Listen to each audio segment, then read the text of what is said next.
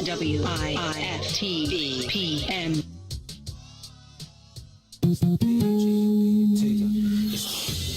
Peace, everybody out there. What's going on? This is Eugene McIntosh, one half of the illest independent sports media outlet in the whole entire land, the Bigs. Check me and my player partner Terrence Tomlin, aka T-Tom the Great, out every Monday, Wednesday, and Friday from 1 to 3 p.m. on What's In It for the Black People Media Network.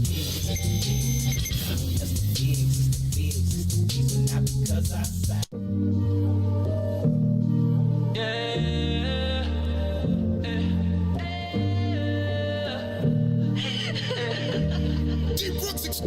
I'm crying real tears. I'm crying real tears. I'm crying real tears for Chicago. I pray we don't get lost in all our sorrow. I say I'm crying real tears. I'm crying real tears. I'm crying real tears for Chicago. We don't know if we gon' let it see tomorrow. No. 52 wounded, 10 murdered in a weekend. Homicides on women are increasing. 12 blinking at us for no reason. Feel like we going off the deep end. They still ain't found Kierico. Reported missing about a year ago. And she was pregnant with a little one. Her family praying for a miracle. Taxi being Kanika ain't get no justice. Where the energy they have is just Smollett. I done heard every theory, but where the suspect? Ain't no luck, yeah. I'm crying real tears. I'm crying real tears. I'm crying real tears for Chicago. I pray we don't get lost in all our sorrow. I say I'm crying real tears. I'm crying real tears. I'm crying real tears for Chicago. We don't know if we gon' let it see tomorrow. No. Woman found dead, baby cut out of her womb. I wish it wasn't true. Another woman shot down while her baby in her arms. Can somebody call a truce? This is genocide, honestly. We still remember Tyshawn Lee.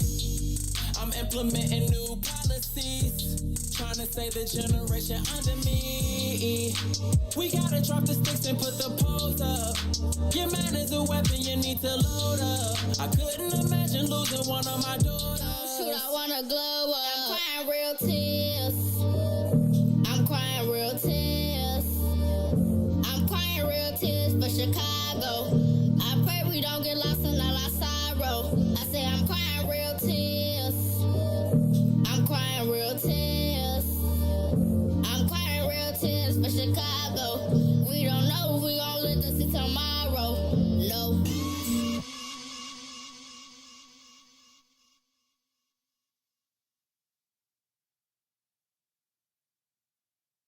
There's gotta be some changes made. Oh, now in your life. I don't know what the fuck be making niggas think they can fuck with me. Stay with a small circle to ensure I stay sucker free. Peace to the niggas rockin', those that truly got love for me. To the women that be lustin' me, they dreamin' of fucking me. Lick your fingertips and rub your clit to this and let my voice bring you the climax. My raps is more real than any 3D or IMAX. Listen and digest this fly shit like Venus flytraps. Side-eye niggas that speak on my city, you Chirac. Niggas love glorifying stupid shit, the useless shit in front of cameras, goofy capping, act as if you used to shit. With Max producing shit, how could I fall short? I hit the booth and get the kicking shit of all sorts. Listen, I'm just a product of the inner city. I remember plenty nights, there wasn't any lights and with no dinner in me. I was in tune with the harsh realities of life at an early age. Was used to struggle at an early stage. That made me appreciate the small shit. So now I kick that off the wall shit that leave these rapping niggas all sick.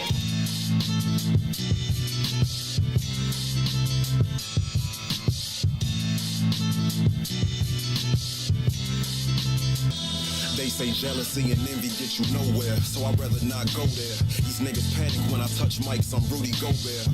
I ain't the type to talk jazzy while hiding behind a screen naming Abby. You pushing buttons or trying to get at me, huh? I'm John Wick with the shit. I'm killing everything while bitches sleeping on me. I'm setting fire to bed frames, replacing alarm clocks with time bombs to bomb spots. This onslaught's for certain. These other niggas is long shots. Dousing your mattress in gasoline. It's asinine to try to find a rapper that rap is mean. I haven't seen a rap nigga that worried me yet. So far ahead of my time, I got fans that ain't heard of me yet. I'm not the nigga you should step to disrespectful. If I address you, won't be no rescue. They gon' have to dress you in a black suit and some dress shoes. Unless you suicidal or glutton for punishment, I'll never choose to rival the motherfuckers I'm running with.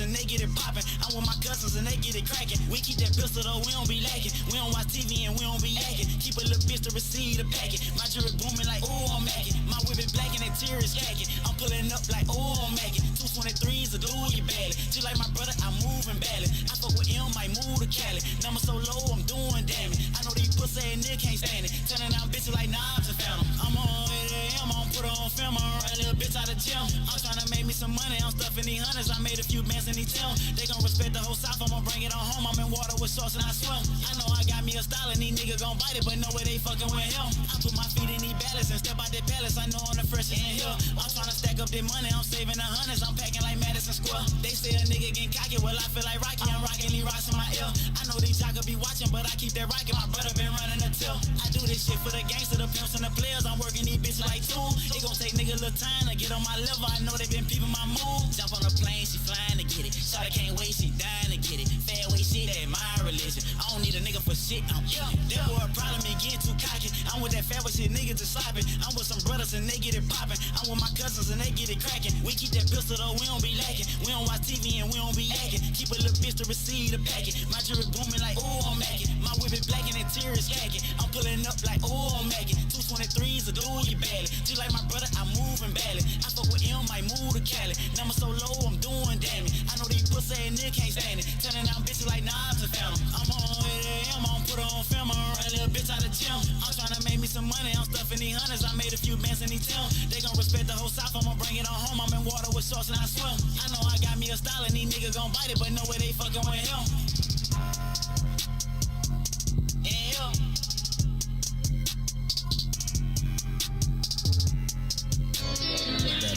Traffic jam fan, you know. I'm from the middle of the map. I get around, I've been there and back. Born in Gary, Indian, just to be exact. Got family in the go and family in the nap. Same shit everywhere, saw it in the A out on Old Nat. Sucker free suckers can't take the heat, nah they gon' rap. Big dumb cats, big guns clap. Another brother dead, another mother son lap. I'm from the era where the niggas did scrap. Seen the same person shot with two different straps. You don't want this, now you don't want that. Tired of fuck shit, wanna take a nap. I'm a dog on these chicks, just a different cat. Must make at least a M to make an impact. Made just paint the Benz matte black. Fresh head to toe, never wore socks that didn't match. Cause I'm from the middle of the map. Yeah, I'm from the middle of the map. I'm from the middle of the map. Nigga, I get around, I've been there and back. Yeah, I'm from the middle of the map. I'm from the middle of the map. Yeah, I'm from the middle of the map. I get around, I've been there and back. Check, I'm from the middle of the map. I get around, I've been there and back. Born in Gary, Indian, just to be exact. Got family in the go and family in the nap. Talking money, shit hit my jack. If it don't make sense, shit I can sense that. Blowing big loud, never the mid pack. See you talk, that's just big cap. nigga, I walk the walk with graduation hats. Fuck your opinion, nigga, in fact. You fuck my bitch, shit, I tip my hat. Now she dead to me, can't bring her back. Play the game, play the field, never been set. Bulls game, flow seats just like my Benz mats. Blood to my lips, gun on my hip, her project pack. Act not my cup of tea, rather sip some yak, cause I'm from the middle of the map. Yeah, I'm from the middle of the map. I'm from the middle of the map. Look, I get around, I've been there and back. Yeah, I'm from the middle of the map. I'm from the middle of the map. Yeah, I'm from the middle of the map. Look, I get around, I've been there and back. I'm from the middle of the map. We ride big Chevys, big Cadillacs. I'm from the middle of the map. I'm from the middle of the map. We shaking up, don't give too much that. Nah, I'm from the middle of the map. Granny's moved up top, cook so food and got us fat. Yeah, I'm from the middle of the map. I'm from the middle of the map.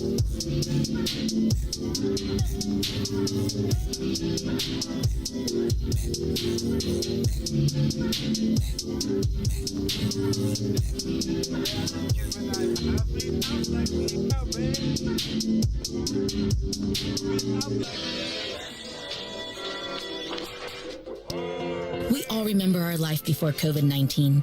The parades, the lakefront barbecues, taste of Chicago, the happy hours, and most importantly, loving those unforgettable moments with our friends and families. Getting Chicago vaccinated is what will make the activities we miss safe for everyone. So let's get back to it, Chicago. Let's come together to end this pandemic. Find your vaccine at chi.gov/COVIDvax.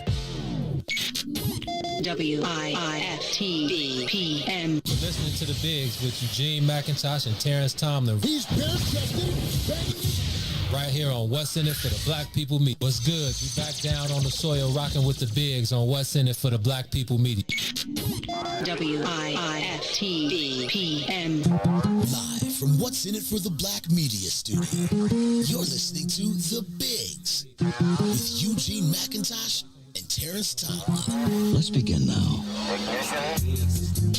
They calling us the bigs, it's the bigs, it's the bigs, and not because our size, it's the bigs, it's the bigs. They calling us the bigs, it's the bigs, it's the bigs, and not because our size, it's the bigs, it's the bigs. They calling us the bigs, it's the bigs, it's the bigs, and not because our size, it's the bigs, it's the bigs. They calling us the bigs, it's the bigs, it's the bigs, and not because our size. And just like that, we are back down from the West End for the Black People Media Studios. It is the big, the livest, illest independent sports media outlet in the land. I'm your man T-Tom, coming to you as usual with my brother Gene. Was good.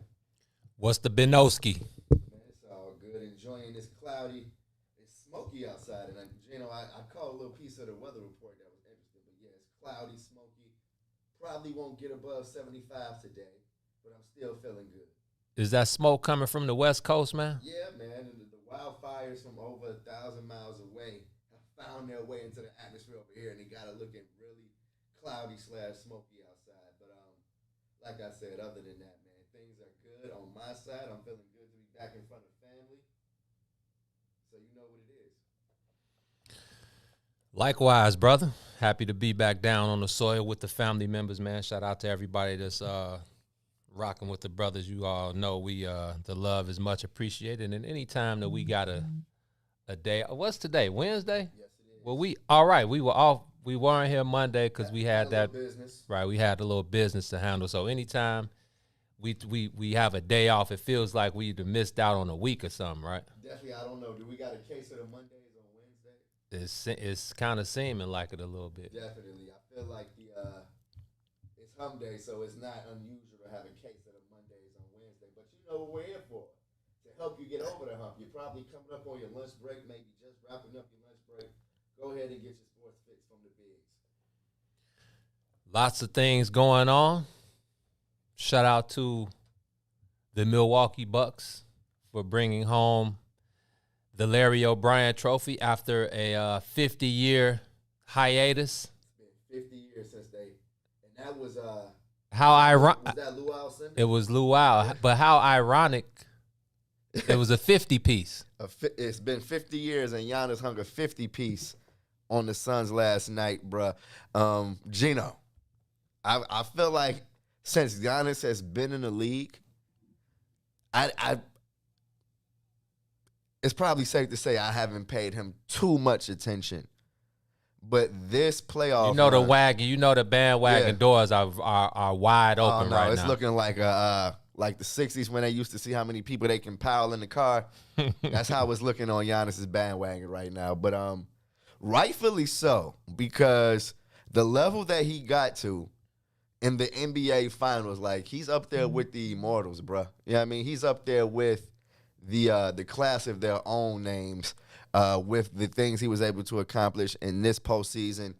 Last night, Gino, just from start to finish, this man just as relentless as I've ever seen anybody. Like, if it's somebody that wanted to win a ring last night, and I'm not saying that anybody on the Suns didn't, but you probably didn't want it more than Giannis wanted it last night. One of the most elite, flawless performances I've ever seen in a championship performance. Giannis had those guys on his back, and he did not let up all night, bro. It was an absolutely masterful performance from Giannis Antetokounmpo. And honestly, Gino, it was very, very it was entertaining. It was cool to see him do what he did last night. Yeah, very, very entertaining. Giannis definitely put up one of the greatest performances of all time. And like you said, obviously we know how much the Phoenix Suns, who hadn't been to the finals since '93, when the Bulls beat the Suns in 6 back in '93. But so it's been a 28-year drought for them as well.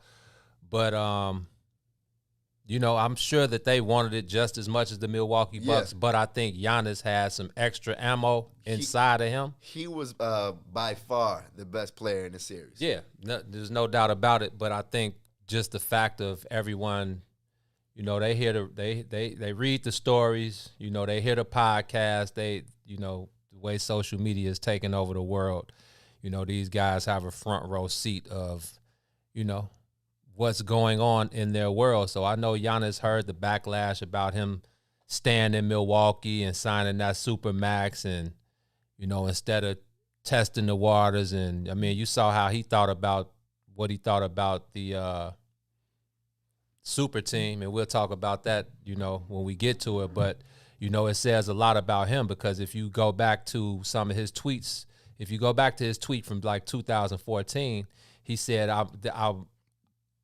I'll be in Milwaukee until we're a champion. Until we build a championship contender, I'll be here. So it says a lot about his character. If you saw his post-game press conference, and people that have followed Giannis, obviously us being in the business, you know, as part of our job to, you know the history and the background of some of these guys. So we know, you know, Giannis coming from humble beginnings, you know, him and his brother sharing shoes in order to play ball. And, you know, he talked about his mom having to sell stuff in the streets just to, you know, find a way for, you know, them to make it to the next day. So it was great to you know, to see Giannis finally reach the mountaintop the way that he wanted to do it. So I think it says a lot, and I don't think a lot of people understand, because, again, man, I go through these Facebook groups, and you should see some of these posts, but I've learned to just keep to scroll. I read and scroll and read and scroll. I don't comment. I keep my comments to myself, because some of the stuff is just ridiculously stupid takes, hot takes. Mm-hmm. So I saw a lot of Giannis, what word would I? It's kind of disrespect. You know, people are so caught up into what he can't do. Well, he can't shoot free throws. He can't shoot a jumper. Did you see what this man Brother, did last night? I'm just saying, the free throw line? I'm just saying, and that was the obviously that was the key part of the game. The free Much throws better. was Yes, he was shooting 59% at the line. doesn't matter when they went counted 15 to most. 17. Was he 15 to 17 or was he 16 to 17 to 19? 17 to 19. I know he just missed the last one to get to 51, but Right. he had hit like 12, 13 straight. He hit them when they counted, and Bruh. I just think people focused on too much on what he can't do, which is not much. I mean, just imagine Giannis with a jumper. This is the same thing we say. Look, the thing is, and I thought Jeff Van Gundy said something that kind of put it in a nutshell during the broadcast yesterday. He said every time Giannis shoots a jump shot, the Suns breathe a sigh of relief. All day. And it's because he can get to the rim from whatever angle and score anytime he wants. Those arms, he could be going out of bounds. As you saw 2, 3, 4 times last night, he was headed out of bounds and somehow Kissing it miraculous. off the middle of the backboard, bruh. Like, that's just a whole. That's why. First of all, that's why they call him the freak. Right. I can't think of any other player in the league today that can do that. That wouldn't have been a like Jay Crowder was playing good defense, like good physical defense. And you know what I mean? And you know the saying, great offense beats great defense any day. What are you gonna do when this man is coming full speed at you? Yeah. Like, And like DJ said before you walked in, the fact that Giannis knew that game was on him. Like, we can't go back to Phoenix. So I'm gonna do everything in my power. I know I'm gonna have to do a little bit of everything. So he's gonna get 10 rebounds because he's 6'11". The 50 points was, like I said, 17 out of 19 from the line, 5 blocks, 5 assists. He averaged 30? I think he averaged 35, 12, and 5 assists on the series. So,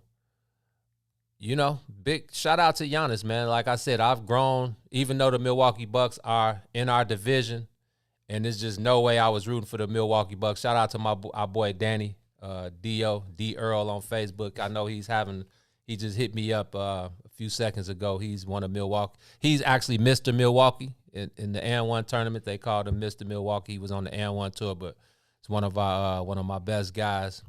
Milwaukee Bucks fan to the fullest, so he just hit me up a few minutes ago and said the parade is tomorrow, and they are going crazy.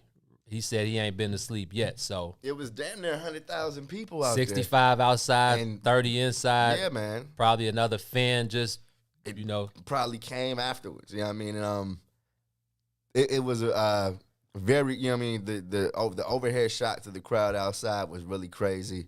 Just people as far as the eye could see, but I feel like you knew that that's the Bucks fan base. They got a really solid fan base for a small market, and Giannis to do that after signing the extension. We got he has the MVPs. He has the Defensive Player of the Year.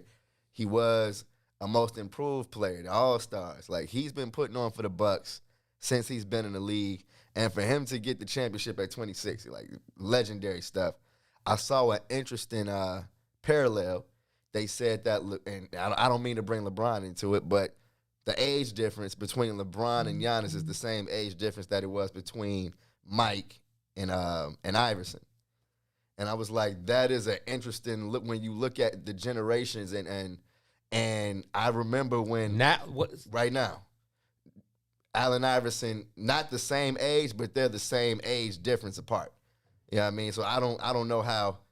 Well, how old is LeBron? Yeah, he's got to be 36, and Giannis is 26. So 10 years.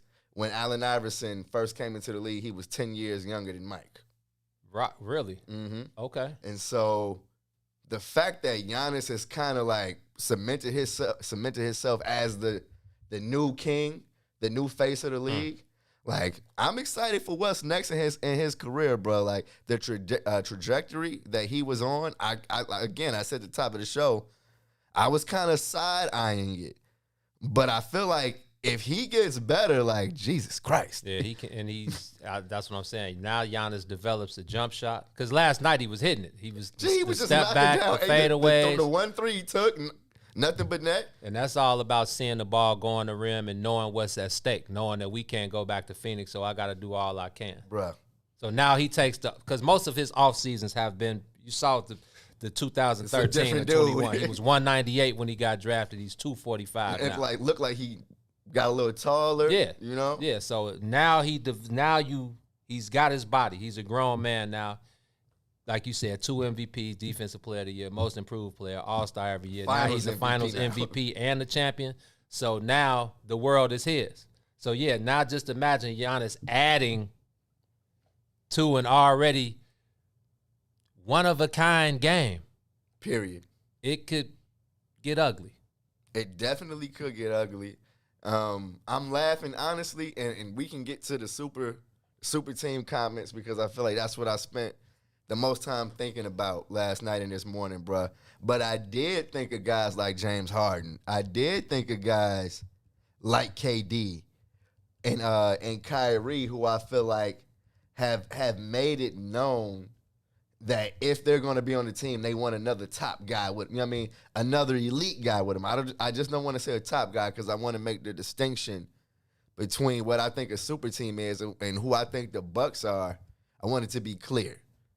You know what I mean? Because did you see what Steven Jackson said today on TV? No. He got on TV this morning and said that he doesn't want to hear the super team talk because the Bucks are a super team. The Bucks, okay, is that all he said? And he broke it down. He was like, if you look at their top 3 players, they are top 10. He said top 5 or 10 at their position. That's true. So he went Giannis, Chris Middleton, and then said Drew Holiday. And he was like, don't act like Drew Holiday hasn't been an upper echelon point guard since he was in Philly. Nah, I won't say that. I won't say Drew Holiday has been an upper echelon point guard since he was in Philly. Drew Holiday has been a very good point. Upper echelon is, I mean, even though he's going to the Olympic team Friday. Yeah. But upper echelon is top 5. He's been in the league for a while. He has. Upper echelon is top 5. Drew Holiday ain't top 5. And he's never been top 5. Exactly. But I do understand where Jack is coming from. But I think as far as super team, and I think that's defined differently depending on who you talk to. But super team. Define super team. When you have a top 3 player at more than 2 positions. So now it's just 2 because most teams that are contending for NBA championships have top 5 players at 2 positions. Now it's 3. Well, I feel like it was at 3, and now I feel like Devin Booker and Chris Paul. Back to 2. It went back to a duo. But look at Brooklyn. Do you need 3? That's what I'm saying. KD, Kyrie, and James Harden. I feel like that if I'm Brooklyn, I gotta trade one of those. You know what I mean? I may look into moving one of those guys to fill out my team because I feel like Brooklyn saw how shaky that top-heavy roster build can be, bro. Right. And the Bucks and the NBA as a whole, even with the Lakers, I know they got LeBron and AD, but I feel like the talent level of the rest of the team kind of evened out. And when it was a big 3 in the LeBron Miami Heat days or the Ray Allen and those guys. Yeah, the Celtics or even the Spurs. Yeah, I mean, I throw them in there. Timmy, Manu, Tony. And even young Kawhi, bro. Like, he was Finals MVP. That was later. Now, right. Yeah. That's right. You know? Exactly. And I just feel like the Bucks, I wouldn't consider them a super team. I wouldn't consider the Suns a super team. So why don't you consider the Bucks a super team? I feel like they're just more traditionally built, and as a team, and not. I mean, I know Giannis is not a traditional, player, but when you look at, go ahead. No, I agree with you as far as that. But when you look at the addition of Drew Holiday and PJ Tucker, who his contribution is kind of going under the radar because the numbers. And it was a new role for him. But he plays winning basketball. 100%. That's a guy you need 100%. On your team. So I feel like guys like that. He would have a bigger role on any other team probably. Yeah. PJ Tucker. But if you're contending for a championship, that guy can play a bunch of different roles. Mm-hmm. So I think his contribution is kind of going, under the radar. But Brooks Lopez. That's what I'm saying. When you look at Brook Lopez, when you look at Bobby Portis, these are really good players, bro. And I feel like Brooks Lopez is a good parallel to Drew Holiday. They've probably been the same level of player at their position for their entire career. When Brooks came in, he was a top draft pick. Right. Stayed one of the top centers in the league. Yeah, I mean, maybe not top 5, but I feel like Brooks Lopez has always been a top 10 player at his position since he's been here. Which is the center. Yeah.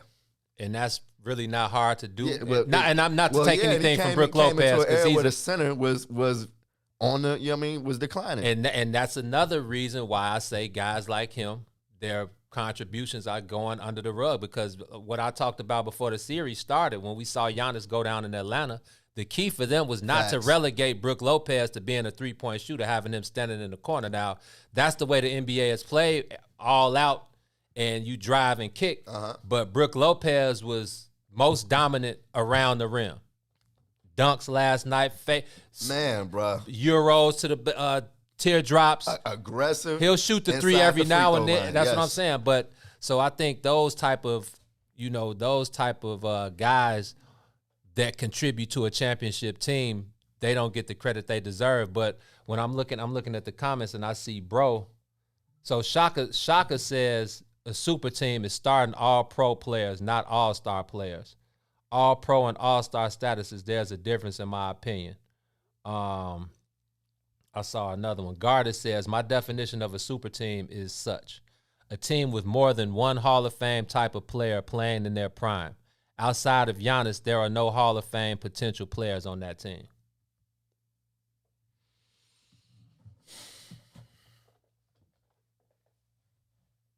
I don't know, man. Yeah, I mean, I feel like those guys, Chris Middleton has a chance. I mean, I feel like he's put together a career in the NBA where if he continues to ascend, and he has. Yeah, I mean, I feel like in this postseason, Coach Bud showed that Chris Middleton can handle the ball at the end of the game, bro. That's elite territory. Chris Middleton made big shots last night down the stretch. Bobby Portis, after he was gassed, right? Yeah, he dug like in front of our faces. He dug deeper than he ever did. You know what I mean? All right, even Bobby Portis made 2 mid-range shots in that fourth quarter that were clutch shots. Yes. So that's you're gonna depend, you're gonna rely, and you're gonna fall back on your superstar, which is Giannis. And let's not get it twisted.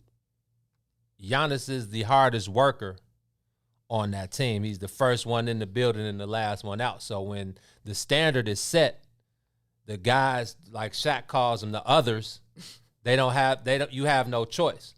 So the fact that Giannis was able to lead those guys at such a young age, it says a lot. But as far as the super team is concerned, like I said, the definition, depending on who you're talking to, it's wide range. So I know the comment, the initial comment in the press conference, I thought was one of the coldest. That I could have gone anywhere. Yeah, but I chose the hard. He was like, this is the hard way. So DJ, give me your definition of a super team, and do you think the Bucks are a super team? I'm with you, man. I don't think they was a super team. It was kind of like, I guess a little bit better than Toronto, but other than Giannis. Mostly organic, outside of. But I'm a real good team. Like, a well put together team. Well put together team to where, like you said, like Giannis. Super team. So so not being a super team means not adding any, like they all have to be homegrown? Is that part of the prerequisite of being a super? That's not it. It's when you, I guess it's when you have like 3 of at least the top 10. Yeah, like man. When you got that's where my mind was the top 10. Then on 3 of the top 10 players in the league on one team. At least top 15 too. That's a super team. Like when you got three players that you know if they was on their own team, They would be the star, the number one. They would be each going for a scoring title. Like that's a super team. So let's look around the league. LeBron and AD. I'm not calling I'm that not calling it a team. super team. Why not? They not they age It's and still they just two. Yeah, you're just two. I like the So age. three. So now we And the saying injury. three people Yes, need for to be a sure. super team. At For least sure, at three. least three. Yep. At least three. A big three is overdoing it. So a big three It's a is super a part team. of the prerequisite of a super team. For sure. Absolutely. For Okay. sure. Okay. So we set the boundary there. And I feel like the proof in that is that when it came to the money, I mean, the big three template only lasted so long. It's like, you know what, we can't keep or pay all. Let's keep two. You know what I mean? The two is the max. Well, KD, Kyrie, and James Harden. Super team. Super That's team. a super It's super a super team. team, and I feel like that it's. And I'm gonna go ahead and call out James Harden. I feel like it's his turn on the Summer Jam screen. G, his mindset and how he approaches the game is suckerish, bro. You know what I mean? It's no way around it anymore. And I feel like that comment from Giannis could have been directly at James Harden. We know how vocal he was talking about, it doesn't take much skill to do what he does and all of this, blah, blah, blah. Meanwhile, James Harden been at home that time of year, every year outside of one. Then he plays dead Plays dead. at for his last days with the Houston Rockets after they spent the whole time he was there rolling out the red carpet for him. They ate his when he had to be strip club James during the playoffs. They dealt with it, and then the next season he comes back and he's like, I'm not ever playing for y'all again. I put on a fake 15 pounds, and then he says, take me to Brooklyn with KD and Kyrie, a team that even without Kyrie or KD last year, they made the playoffs. So I think Giannis's comments in that post-game presser were obviously super team. Again, you can point at a bunch of different teams in the league, but I think they were 100% directed at James Harden. Because remember his comments about Giannis years ago about being 7 foot with no skill level and just being able to run everybody over? You know what I remember? I remember Giannis launching that ball at his face. When it was no buck in sight, he like, you know what, fuck this. And I think that's another thing about Giannis that people don't really understand. Like, he's a dog. Oh, man. Like, he ain't going, bro. Have y'all heard, like, his comments? That's what Like, if I was on the Suns, I'm looking like, we may be dead meat. Like, this dude is locked in. Like, this is the moment that he was dreaming about when he was sharing those kicks with his brother, bro. Like, D-Book finna stop him. And we'll get to the Phoenix Suns because we'll get to the Phoenix Suns. We're talking Milwaukee Bucks and super team right now. But so I want to read. So Grant Hodden, he says super team is a LeBron, Bosh, and Wade in their prime that came together. That's the first and what defined it. No, I don't agree. Stop it, yo. But Bucks look, definitely don't go back further enough. but I'm going back even further than that. We can go back to the 80s with the Lakers and the Celtics. But they was drafted, the majority of them was drafted there, right?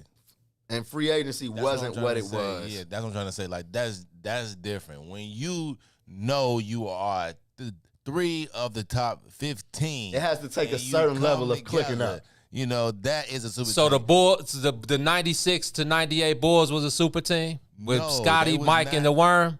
They was not And a Tony? super team. They was not a super team. But they they may are have been a on the super team. cusp. And they are a super team. Because that's how raw they were. But as far as the definition Okay. of these days, it's not. because Exactly. Tony was drafted by the Hold on, Bulls, drafted. Scotty, Hold on. Mike. Scotty was also drafted. Rodman Mike had was drafted. but Rodman had the reputation of top 2, 3. Oh, the Worm was But top. they already had 1-3 without him, though. They already won 3 They without already him. run through without him, but they still added him when they need. When So- they, so- The rebounder, though.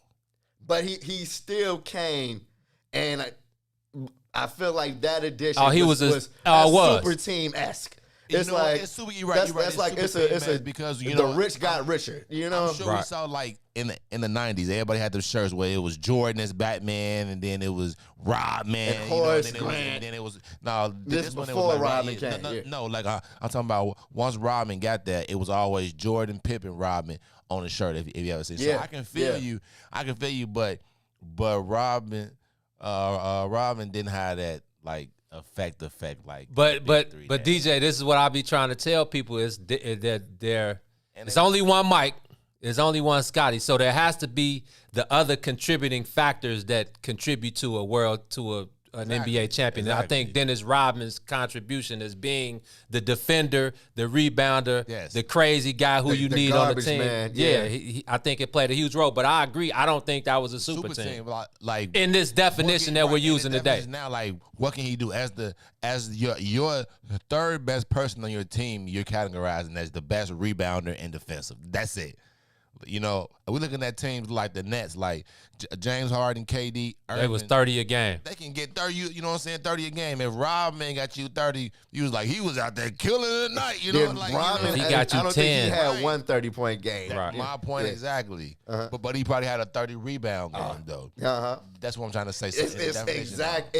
I feel like that's kind of teetering the line of both things can be true. You bring in a cat that's can rake on the boards like that, and you already got Mike. Like if I'm Mike, I'm telling Dennis. Hey man, you do whatever you have to look at the basket. Do whatever you want to do outside this court. Clean up. Long as you come out here and do what we need you to do, I don't care what you do outside of this court. So that's like scary elite though, to have somebody come in and be able to focus only on defense and rebounds. But you know what? I'm willing to not say, because I feel like the way the Celtics and the Heat came together, it's clear that was a super team. They got together because they couldn't win alone. Does the age count?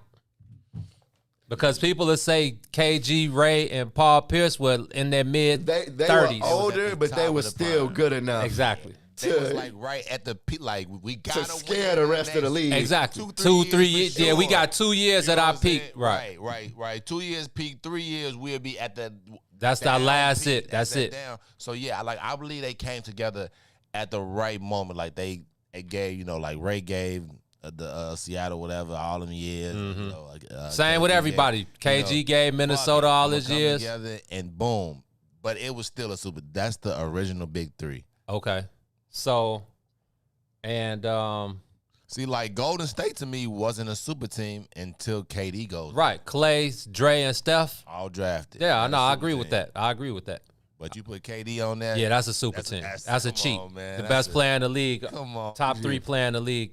That's a cheat. I feel like the league needs to let Giannis' comments be the death of the super team era, bro. Like after. So you don't agree with Steven Jackson? No, I think that it's first of all, it's because I feel like it takes away from what Giannis, the level that he was on in the finals. Like, no, bro. He was a superhuman in that series, even after going down 2 games. Like, he just went to another level.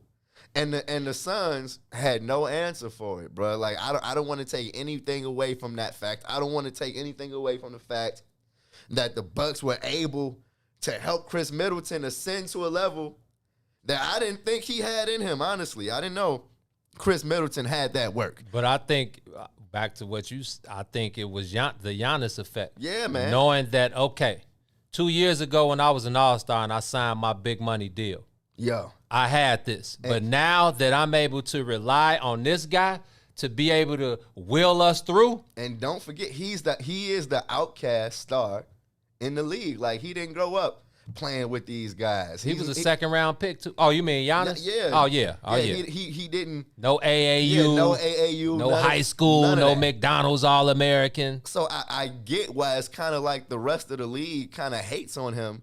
But I feel like it's over. You know what I mean? Like, the days of hating on Giannis are absolutely over. Like, now it's like I'm looking up at Giannis. You know what I mean? Now you looking at James Harden, it's like, bruh, you probably will never play like that. You might be a Fulioski. Yeah, like real talk. I'm saying you got the way you approach the game is kind of suckerish, bruh. because you played dead in Houston. When you had an organization eating out of your hands, you basically bled them dry, and now you want to go play with Kyrie and Durant, like.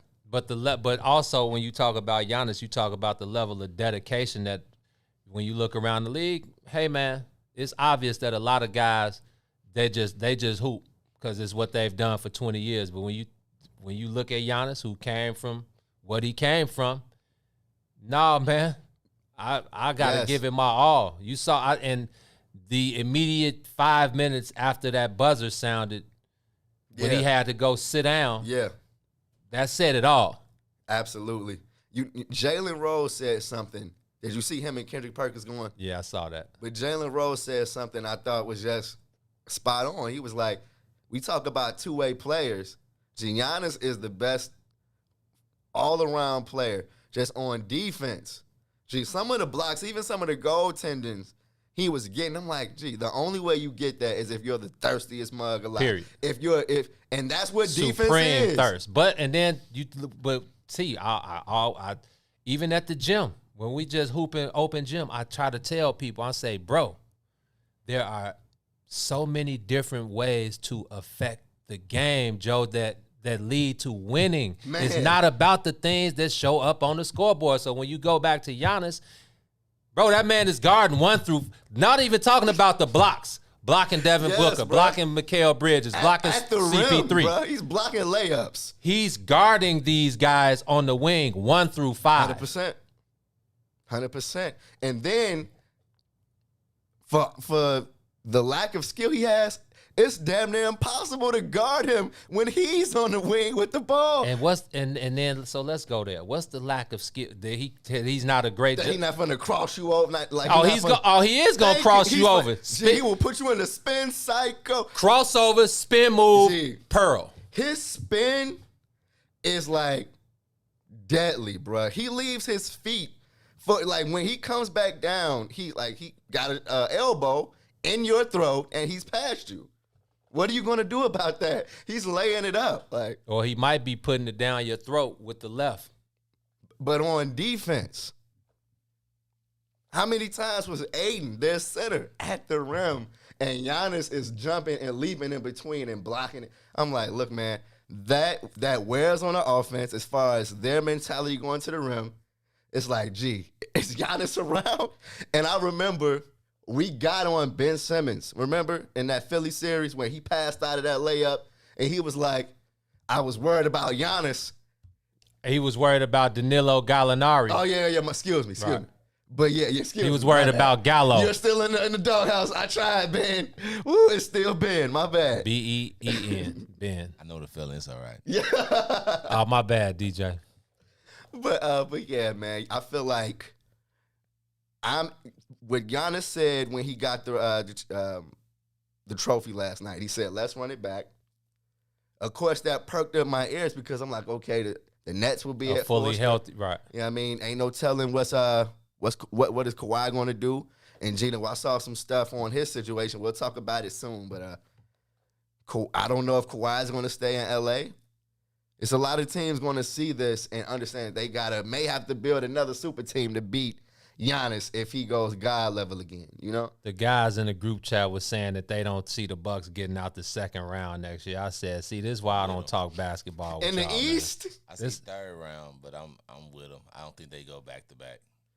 I mean, going back to back is tough. It's going tough. back to back is tough. But they're the NBA champions right now. And I totally think that they could find a way to win again. Yeah, See, you got to really think about it. If you really, you know how you see NBA teams win, and then like especially them players that mean a lot, usually on them deals where it's over. Mm-hmm. So they lose a lot of them extra players that may only score 6 points, but they did other things that may make the team win. Right. So I don't know how many years Porter's got so you got to see about that same team if that same core is coming back. Right. And then Chris Middleton can't go missing like that all the time. And with everybody coming back healthy and stuff, I don't see them going like they might make it out the second round, but I can see it happening though. I can see them losing in the second round too though.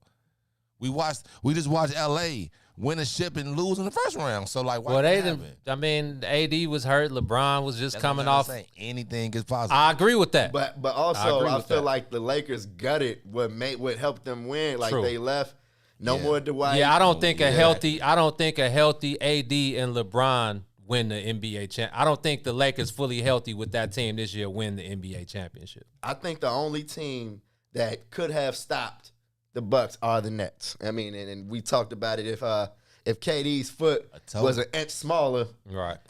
Then they're in the finals and not the Bucks. But at the same time, it took a God level performance from KD to beat. I mean, for them to have a chance to beat these guys, even with the injuries.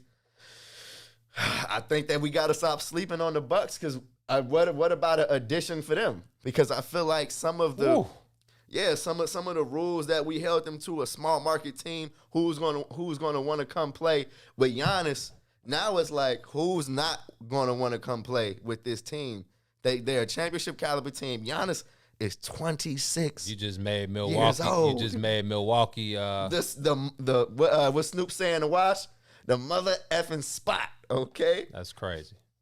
and honestly, you gotta tip your cap. I mean, for Giannis to do that in Milwaukee, And stand on it. Did you see it was like you said, it was 65,000 people. You couldn't see anything. Who You doesn't couldn't- want to play for a fan base like that? Yeah, the deal was out last night. So check this out. I'm looking at the comments. Let me see who.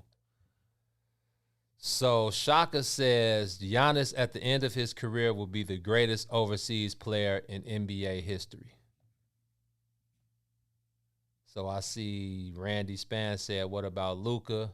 Big Bro said better than Dirk, better than Luka, better than Tony Parker. And not even Tony Parker when you think about Manu Ginobili. Manu, oh yeah. You know, and if you really want to go about it with it, Tim Duncan is not from here. No, Timmy is from the Virgin Islands. Yeah, Virgin Islands. I guess you can call it here. You know what I meant. You know, Players not born in the 50 states. Yeah, you know, I guess we can call it that, but I don't know. That's a tough one. I do believe that he might though. Where is he right now? As far as what? As far as those names we just dropped, I only maybe heard one or two names that I would take over Giannis right now. Dirk for sure, and even then, Giannis. Yeah, I mean, how many years did it take? It took Dirk, and I don't want to put it all on the ring because Dirk. Yeah, I mean it's Dirk, and it's the NBA Finals championship is a team award, bro. Like we got to stop. Yeah. Remember when we had this argument, like this debate years ago, and we hit up Kendall Gill in the Instagram DM, Oh, yeah. and it was like, man, an NBA championship definitely elevates you, but it's not the end all be all, bro. 100%.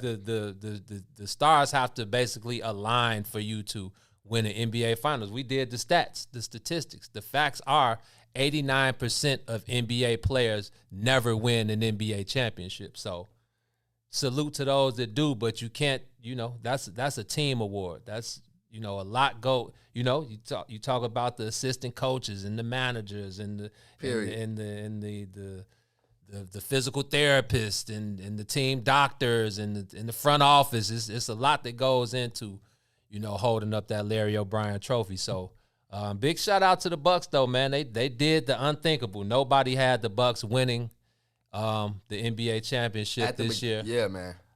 They got swept last year, didn't they? Yep. Against the Heat. Yeah.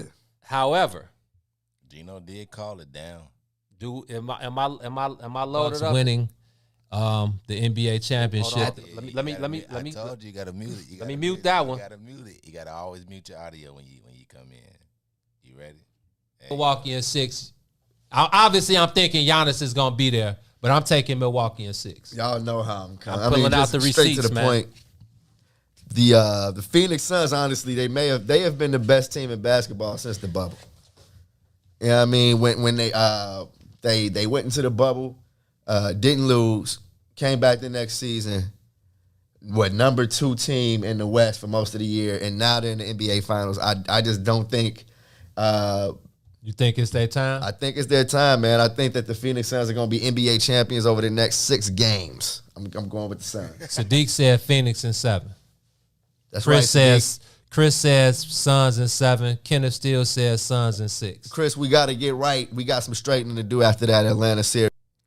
So I had to pull up the receipts, man, and that wasn't specifically at you because you're usually you usually the guy that goes out on a limb and comes up, on the good side of things. But that was for all Chris, Kenneth Steele, Sadiq, everybody that had the Suns in however many games. Gene Stradamus, Bucks in 6. Actually, I think I took Bucks in 6 after every series after. Who did they play first? Miami? Miami first swept them.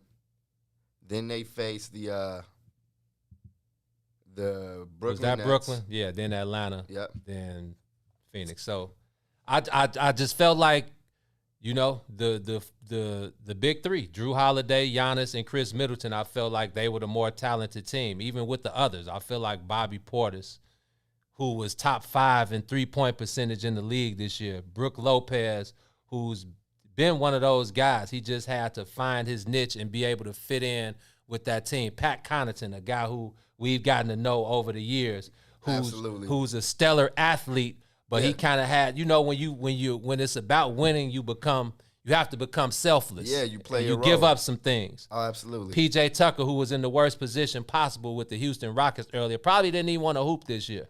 But when they gave him an out and put him on a path to being able to contribute, things that most players in the NBA don't do. That's why PJ Tucker will always have a job, because he brings that element of the game that you need in order to be able to contend for a championship. So shout out to all them guys. Who are we miss? Who else? Who are we missing?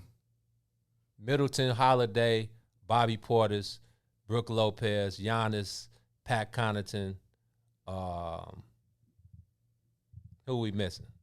I know it's somebody. Even Brand Forbes, guys who played some good. I hate that those are like all the names. Like all those. That's only 7. Yeah, I know his brother played a big part in it, even though he. Oh, I love the man. But sometimes those be them energy players. Oh man. Again, guys who contribute to the ship. These are guys in practice. Yeah. That was probably my favorite part. 20, man. We are, he like, nah, man, come on, let's go. And that right there. Don't forget where we come from. I think he played a huge part in Giannis's psyche. 100%. Did you see after the game when Malika Andrews? PJ Tucker. Shout out to Malika. Shout out to Malika for holding it She really all did the a way great down. job. She held it all the way down. Come a long way from the Tribune days for sure. But when they asked him about his players, his teammates and everything like that, and he gave him props. I thought it was great. Then they mentioned his brothers, and he lost his mind. I'm like, gee, this is why I mess with Giannis, bro. 100%. It's like, yes, my brothers, we all got rings, fool. He like, I know it's kind of funny at the dinner table when Buddy get to be the only one with a ring. He got one before the God, But now I'm coming back, and he got his brother a ring. Right, come on. Me and T-Dub. That's too cold. And I got a Finals MVP. Come on, G. I'm at the table like this now. Y'all can hold that one. You can hold one of my MVPs. Right. I'm gonna hold the Finals MVP. Yeah, a bunch of storylines around the Milwaukee Bucks, man. But shout out to them for and honestly, Chris Middleton. We talk a lot about him, but I still don't know if we've given him his accurate due. This man played in the D League. You know what I mean? Second round pick. This man has transformed his game, and so he's one of the top players in the league. He is perfect for the Bucks. He's perfect. He's a perfect complement to what Giannis does. And man, G, like to see him with the trophy yesterday, it's inspiring. Like I'm looking around the league, like who's gonna be the next Chris Middleton? Who's the next guy to come out of nowhere and stay there? So 24-6-5 in the finals, man. Come on, sounds good to me. G, if that's your second, if that's your Robin, then you have a Robin. You know what I mean? I'm looking forward to seeing what the Bucks can do, next year. See if they run it back. You get that championship edge, though, and you find out how to win a ring, like you become a better team. Last one on Giannis.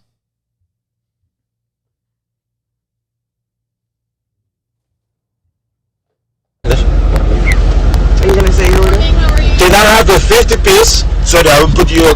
Can I put your camera? Do you mind or no? Sure. There's 150,000 people watching you right now. Really? Yes. So can I have please a 50 piece Mac Minis? 50 exactly. Okay. Not 51.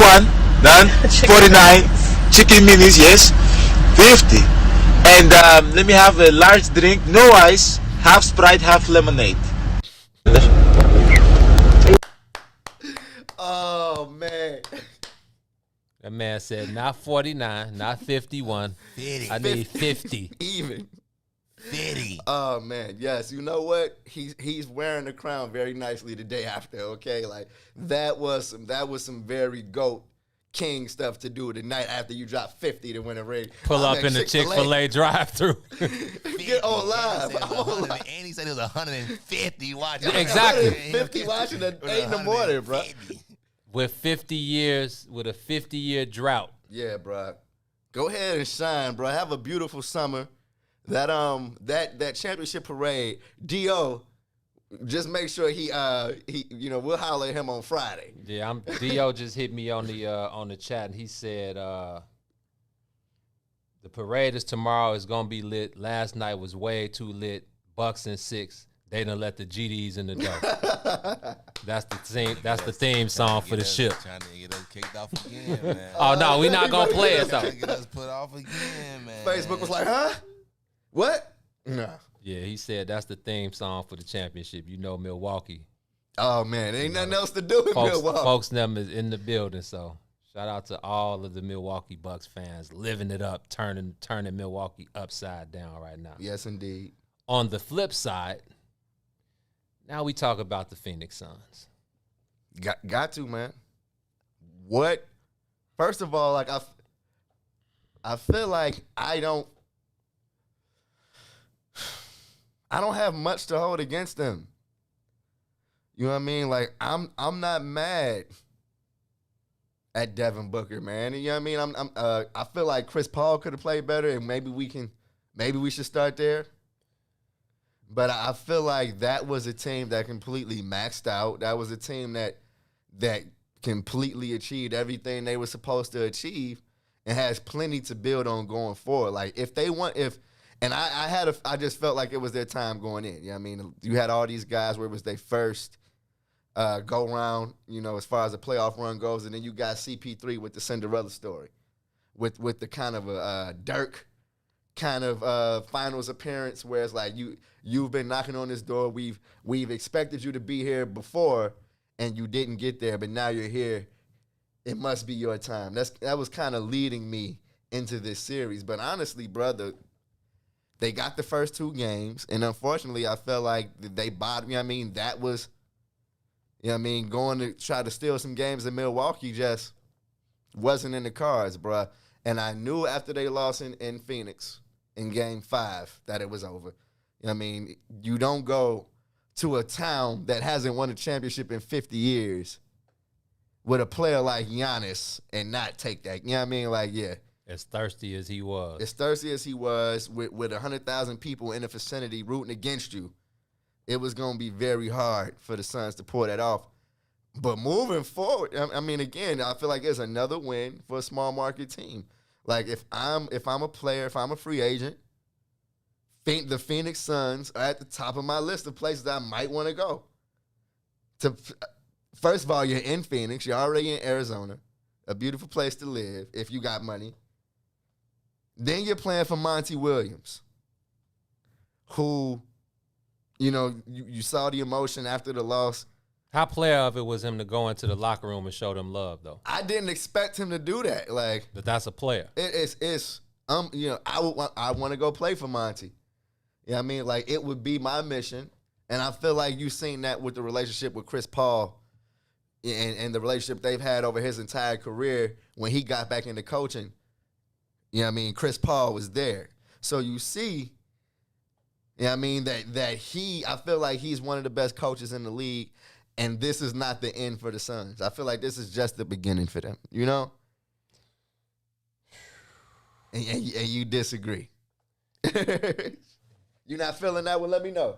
I mean, I don't know about Phoenix being at the top of my list of places to go and play if I'm a free agent. I do agree with you as far as living in Arizona.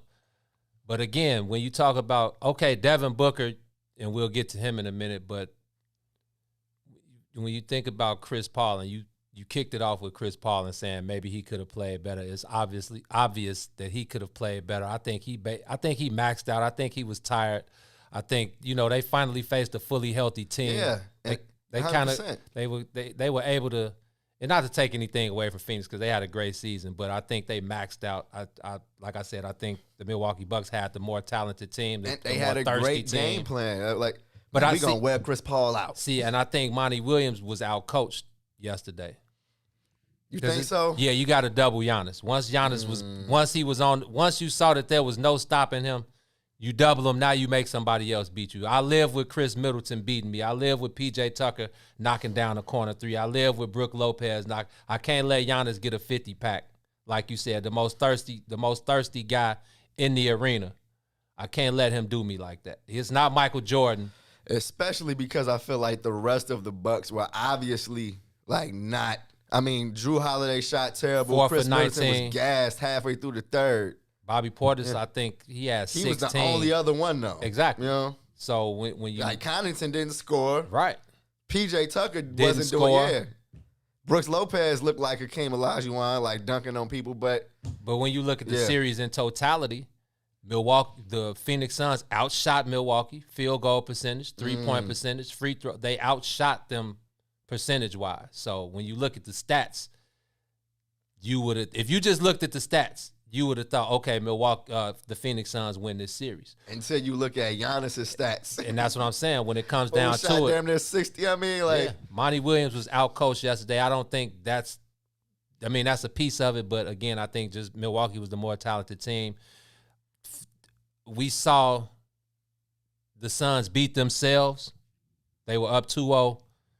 You lose 4 straight. This is the third time Chris Paul has been up 2-0 in the series. And again, it's a team effort. I hate to say Chris Paul like it's not a whole team effort, but when you know how it goes, when you're the leader of the team and when things go good, you get all the praise, but when they don't, you got to take the brunt of it. So, Chris Paul has some uncanny turnovers. Man, the turn, and it seemed like the same turnover. Yeah, when coming he's off on the that pick left and roll. Show, Yep. And he lose the ball. What the hell? That's because of the defense. When you got Drew Holiday and PJ Tucker, and this is what I talked to you about earlier in the year, when you establish your identity, they're gonna let you play in the finals. They're not gonna let all those touch fouls get away. So, but then when you establish yourself, so when you're Drew Holiday, a guy who's an elite defender, when you're PJ Tucker, a guy who's an elite defender who they let get up in you, you saw the way Drew Holiday was fighting through the picks. This is what I tell you about the difference in the playoffs and regular season.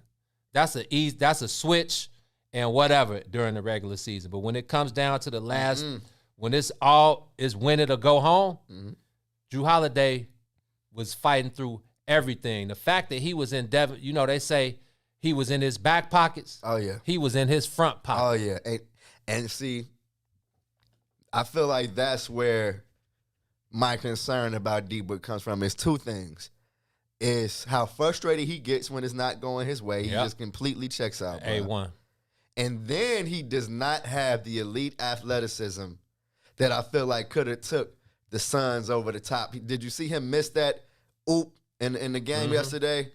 If he had a little bit more hops. I don't even think it was that, T, because he's a very athletic dude. I just think that's who he is. Like right now, that's just who he is. I'm not gonna say it's his athleticism.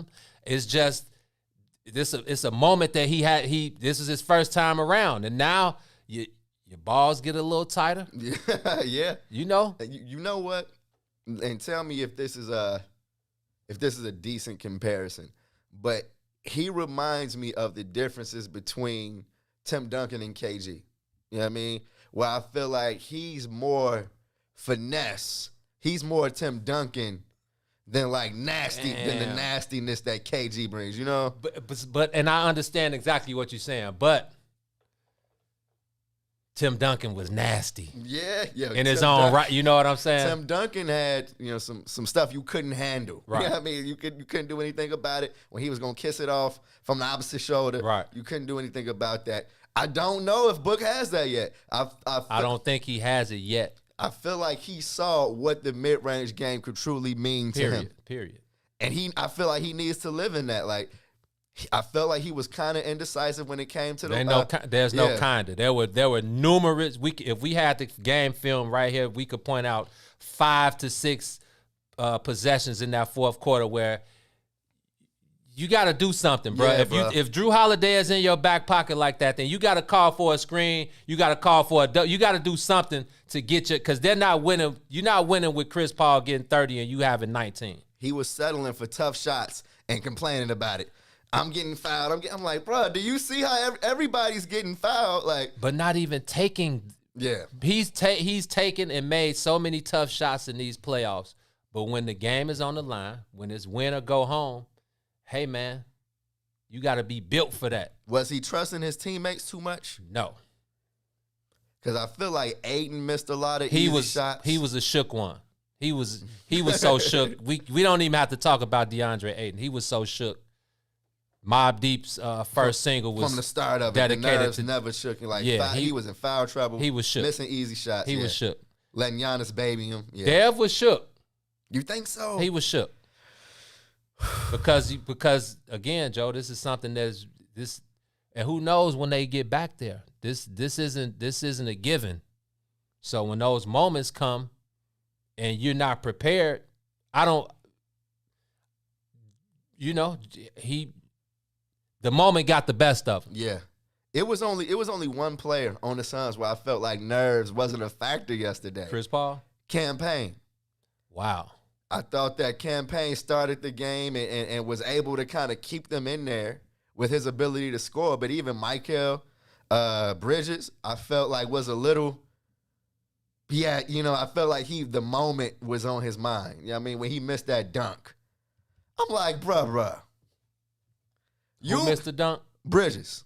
Yeah. I'm like, gee, you put somebody on the poster all season with this move. You know what I mean? Like, this was your moment, and he missed it. So although Gene, I still feel like the rest of the league saw the Suns and felt like, oh yeah. You know what I mean? Like, I could play there. Jay Crowder came over there and did his thing. Does Jay Crowder but this is what goes back to what DJ was saying. Does Jay Crowder return to Phoenix next year? Those crucial pieces that you need to win a championship. Because Jay Crowder's been on 3 different. You know what I mean? That's what I'm saying. He's been on Utah. He was in Miami. Yeah, he's on assignment for a championship. Where can I go fit in? Who's on the verge and needs a tough guy? With again. Exactly. Yeah, 100%. And I feel like any team that is on the cusp of the finals would want Jay Crowder. So check this out. Shout out to Cuz. Two is in the building. Yes, Cuz said Tim Duncan was Whitney Young nasty. KG is Farragut nasty. Them different nasties. 100%. I said, well, I agree. But low key, I'm good with Timmy nasty. Oh, Timmy nasty. Got you 5. Like, Timmy nasty is the best power forward of all time. But see, now here's where Tim was nasty. He knew that the fundamentals were good enough. Like, I don't need to play above the rim, G, because you can't handle my shimmy. Right. You can't handle my pump fake, fam. So why do I feel like I got to do any more that I can live in this world? And I feel like that is what I think Devin Booker kind of I'm hoping that he realized from the finals is that, look, bro, you don't have to be Steph. You don't have to be Dame. I'm like, bro, you can kill people inside that 3-point line. Dev Book working inside that 3-point line, G, I feel like it'd be top 3 players in the league in 3 or 4 years. Yeah, I don't take anything away from Book. It was a lot of people putting him on this pedestal, talking about Kobe and mentioning. Gee, what's wrong with people? That's why. Why do we got to do that? That's why I don't get into these debates anymore. I don't even acknowledge. I think that may be why I was looking at the athleticism, because I'm like, Kobe is sending that to hell. You know what I mean? With one hand, Yeah, I mean, he's not missing that. Yeah, I think Book was just nervous. Yeah. I think he was nervous, and the big moment got the best of him. Hopefully, he'll get a chance to redeem himself. I liked his post-game presser. I didn't get a chance to see his. He was basically just like, man, when we're playing in Cleveland next year, playing against the Cleveland Cavaliers, and we're not giving it our all, it's going to remind me of times like this when it's growing up, man. And this is what I tell you. It's like, man, guys cruise through the regular season because that's just how it is, especially if you've been there before. You know what it takes to get there. You got to kind of preserve your body, preserve your energy because, it's low-key. Giannis had an IV after Game 5 in Phoenix. Oh, man. Because he had given all he could. So, again, when you think about that, man, and you think about what it takes to get there, and Devin Booker's he's a young dude, man. So now he knows what it takes. Now he knows the energy that it takes. It's gonna take everything out of you, man, when you trying to reach the mountaintop. So yeah, I just think the biggest moment got the best of him, and they just didn't have enough firepower, even outside of Devin Booker. Who's the third option? Mikal Bridges? I mean, he played a decent. Well, DeAndre Ayton, I guess, would be the third option. But like G Money just said, DeAndre Ayton got to give you more than 12 and 6 in a win or go home game. And I'm like, he had that because I couldn't tell. It definitely looked like he didn't do anything yesterday. He was on the bench. They had Kaminsky in there. Frank the Tank. That's what I'm like. I like Frank. I think Frank has a different skill set. He can give you a little something off the bench. But when you need Frank in there to give you minutes. Yeah, especially in win or go home. With Giannis out there, John looked at me halfway through the fourth like, he can't do anything. I'm like, gee, they not expecting him. Right. They know that it's a disadvantage. They just need him to eat up some minutes. And if he can find a way to get a bucket, you know what I mean? Yeah. Right. I'm seeing, so Greg Ballard said Cameron Johnson looked good for the Suns. Cam Johnson looked good, but again, this is a young. What do you expect from Cameron Johnson in the NBA Finals? Anything yesterday? I felt like he had some turnovers. Like it was another deer in headlights. Big moments, man. Yeah. Just a guy that should be a junior in college. He missed some bunnies, yeah. He should be a junior in college, bro. So again, the Milwaukee Bucks were the more talented team. I think they did exactly what they sought out to do. Shout out to Mike Budenholzer because, like I said, man, he was maybe not on the hot seat, but, his expertise and his game management and his ability to make the adjustment was being questioned. So I'm glad to see that he was able to. That was weird. I mean, and just I felt like because he was helping his team, I feel like he was coaching his ass off and was still under. I mean, even when they won yesterday, I'm like, gee, how does Bud hope he was able to enjoy the ride? Yeah, I know he was. It's the monkey off his back because he followed him from Atlanta. Remember, he was coaching the Hawks and they were the number one seed. And now he's an NBA champion. It comes with the territory, man. You got to be able to fend that off. Lock in with your team because y'all are the only ones that really knows what's going on and what it takes to get there. So I think he mentioned that in his post-game presser, like, I know what's going on. I know what's being said about me, but the only thing that matters is this unit. And he's like, yeah, the coaches, and he was like, I hate to try to downplay us because, it's hard work. We're in the building from sun up to sundown. We do a lot of work. There's a lot of people that play a part in this championship. But, hey, man, the same thing I tell you, T.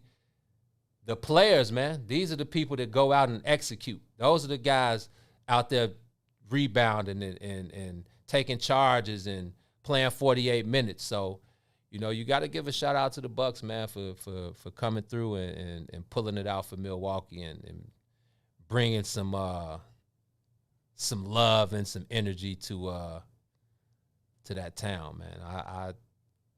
I couldn't tell you, even though I've had Bucks in 6, it never set well with me like the Milwaukee Bucks are the NBA 2021 champions. I feel that. That's definitely one of the things I never thought I would say. You know what I mean? But it's very cool that those guys get to go ahead and spend the summer as NBA champions and defending the crown next year. I know the NBA is going to have a great time with some new marketing schemes for their boy Giannis.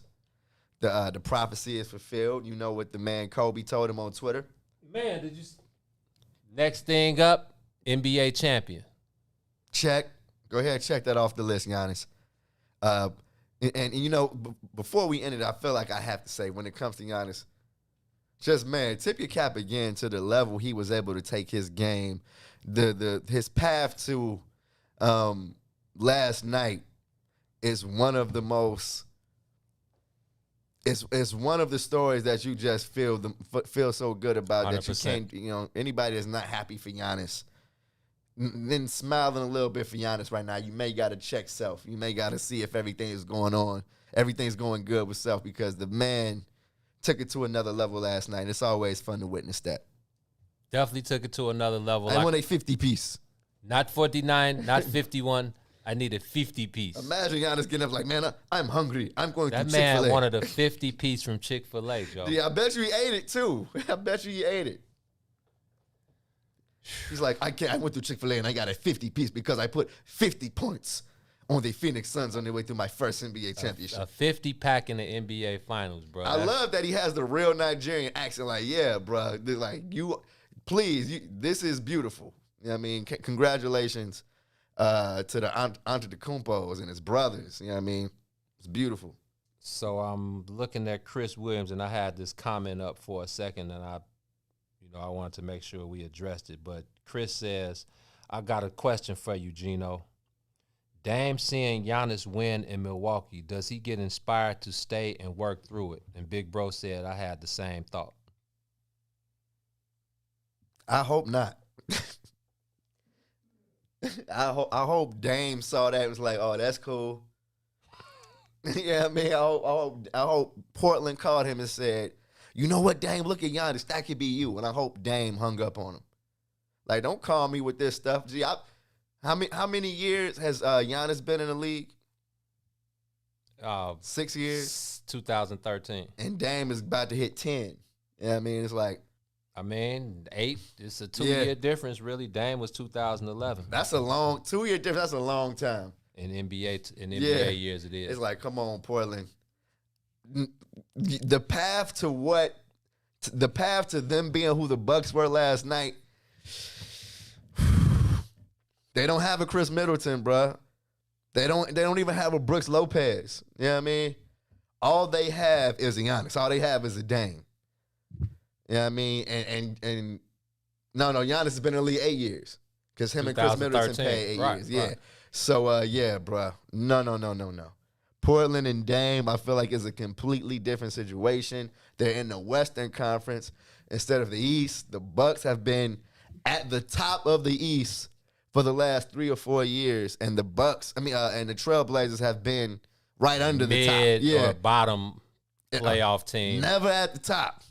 No. At the end of the season. You know what I mean? And so 1 year they were the 3rd seed, which was last year, I think. Yeah, man. Like, you know how I feel, Gene. Dame needs to take the gloves off, okay? This is I left you dig on the back of your baby mama's car. So come on, G. Like, oh, wow. The gloves are off. If I'm Dame. Man. If I'm Dame, I'm like, I saw Giannis and I'm like, it could have been me 2 years ago, but y'all kept me with CJ and y'all was nursing this Humpty Dumpty mug and Nurk and didn't give me any real pieces. You know what I mean? Like, if I'm Dame, I saw it yesterday and I'm like solidified. Y'all I'm out. threw me Enes Kanter and said, go to work. Yeah, go to war with Enes Kanter. And I'm like, yeah, if he's my teammate, I'm a be Dame. What choice do I have? But I feel like what Dame said about the roster, when in the last interview I ended up reading that Chris Haynes. I read it. Did you see? He said, I don't think you can look at this roster and say be like, that this is a contender. Yeah. No, you're a fool if you think that. Big time. So I don't think Dame saw that. And the fact that he said, how do we lose to a Denver Nuggets team without 2 of their top 4 to 5 players? Dame is he seeing the light? Closing the door behind him. You know what I mean? Like, do you see Dame in Portland next season? I do. The thing that makes me frustrated is because I do see Dame. Right. I hope that he finds a way out. Like, and he's not a free agent until 2024. So how about that? and I feel like that's the funny thing. Like, Dame is coming out and saying, I haven't made my decision on my future. But I'm like, but you signed the contract. Like, yes, yes, you did. I'm signing 4-year, 196 extension too. I could play in Terre Haute, Indiana if you want me to. Imagine if I'm a Trailblazer executive. I'm like, what you mean, bro? Like, you ain't made your decision on your future. Yes, you did. You did. You got a bag from us. You made 196 reasons why you made your decision. Portland, the walls are closing in, and you may have to watch Dame hoist the Larry O'Brien for another town. But real quick, shout out to the Louis Vuitton case. Culture, the man. Trophy came in yesterday. That's the first thing I noticed. I was like, I know that ain't the trophy in there. Like, they usually just got. No, the trophy has been in the Louis case. It's been in the Louis case? Yeah, it was in the Louis case last year. Oh, I like that addition, bro. Like, that's if I'm the team, I want the case too. Like, make somebody sure on the yes. Who took the case? Bobby Portis? Oh, Bobby Portis. The case may be somewhere in K-Town right now. Who knows, bro? Okay. Have you seen Bobby Portis and your boy Tim Anderson stacking them? Oh, come on. What's going on, man? Tim Anderson? Does he stack them every time he crosses the plate? Well, at second base, he's always looking stacked them. You're stacking them, but he's looking like at his guys. You know what I mean? Stacking them. He's definitely stacking them, but BP, on Bernard. See, can it be like Joe? Have you ever DJ? No, absolutely not. Have you ever seen any other player in the NBA besides Quentin Richardson? Who Zach Randolph and Big Dog and Juwan and they was all throwing up. They was all hit threes. They was all gangsters. But have you see Derrick Rose stack GD? Damn it. Yes, sir. Every time. And with the actual GD. So many on my Snapchat. Yes, sir. So many on I mean, we saw him with the. Oh, come on. I watched the him pose. He was in a playoff. Damn. Yes, sir. Didn't he stacked him when he hit the game winner in Milwaukee? Yeah. No, he actually. Oh yeah. So he was Moel then, huh? Look, Bobby Portis totally stacked them in the fourth. I noticed. I was like, oh damn, Bobby, you on biz right now, huh? The effect that the Chicago culture has on our athletes. Oh, 100%. Devin said Monte Ellis. He didn't stack him though. He just shook up. And honestly, AD shakes up. Everybody. LeBron. Remember they was on LeBron Hills talking about, man, y'all see AD got LeBron shaking up. Taylor be shaking up. What? Absolutely, bro. Like, is that universal now? Yeah, I think y'all done turned shaking up the rakes universal, man. Oh yeah, bro. Absolutely, bro. Like, they done let the GDs in. They done let the GDs in the dough, and they may be here to stay, bro. They kicking up their feet. Okay, so yeah. Yeah, I saw Tim Anderson stacking them. I said, "Oh, these guys are something else." See, man. now I'm like Tim. Who is Tim kicking it with? Like, well, he kick it with the BDs though. Damn, like, cause the Mexican, I mean, his homie Photogenesis, his personal photographer who was he a Mexican homie. He's a Mexican homie. Okay. BD'd up. Well, I know he ain't throwing up no BDs or no rakes. You got the way he talks on Twitter is like he is. So, but Hey Dre, I see Dre in the building. Dre, is BP stacking them on Larry Bernard or not? Dre saying Jesus. Cause yes, when in doubt, free Larry, GD, free Larry, free Jeff. Bobby Portis spent some time though. I mean, you know what I mean? Like you said, the Chicago gang culture. Never forget we saw Bobby on Instagram with the West Side Thotties. I wasn't even, bruh. DJ. Redhead, West Side Thotties. Authentic, okay? BP was in the trenches, Joe. Authentically, it's like Bobby. Who in the hell? That day. Oh yeah, them. Bobby was having a great time, okay? Shout out to Bobby, man. I'm real happy for Bobby, Joe. I went and looked at the one-on-one. Come on, man. The first time Bobby got the love after the free Bobby Remember, Portis. we started a whole Free movement. BP, Bobby bruh. Portis was not seeing any time on the Bulls. The Bigs started the free BP, free Bobby Portis movement. The hashtag was free BP until who let him off the oak? Was it Freddie Hoy? It was Freddie Hoy. And you know, he was rocking with the Bigs. Freddie Hoy was like, you know what? Forget it. BP, you're free. BP, you're free. Shout out to the Bigs, man. They called for it. The fans responded. It's Bobby time. And even in, the first interview we did when he was a rookie to the last one we did with Bobby Portis when he was in that red suit. Yes, sir. When he was in Washington, he was on. Wait, he was still with the Bulls? He was still with the Bulls. This is right before he got traded. Remember? Okay. And his character, his personality just was shining at that point. No doubt. Yeah, I mean, so to see him get the mic in the NBA get Finals. the interview in the NBA Finals, Yes, the sir. fans wanted Bobby. Come Bobby. on, bruh. Like, I hope that Bobby Portis always has a home. I hope that Milwaukee is, treats him good and keeps throwing bags at him. But of course, the fans love him. Of course. So here go Reese trying to. So Reese says that's what the Sox do when they get hits. It's a sign of getting hits. So stacking them on Larry Bernard is now a sign of the team getting hit. Reese, that's what I was trying because see, man, you hear this, man? Stack them. He's saying stack up some hits. But all I'm saying is I know he does it every time. Definitely an extra base hit. He's gonna be on second, looking at the bench, stacking them. Where he learned it from.